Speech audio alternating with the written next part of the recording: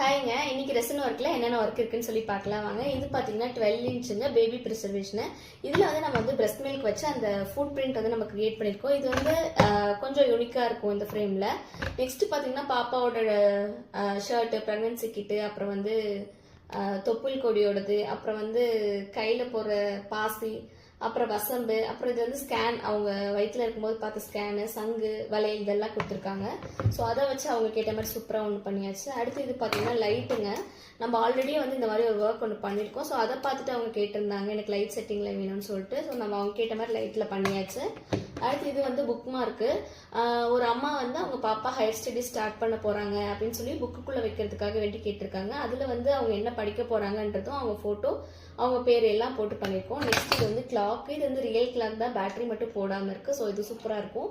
அடுத்தது பார்த்தீங்கன்னா ஒரு கீ செயின். எல்லா ஒர்க்கும் எப்படி இருக்குன்னு சொல்லுங்கள்.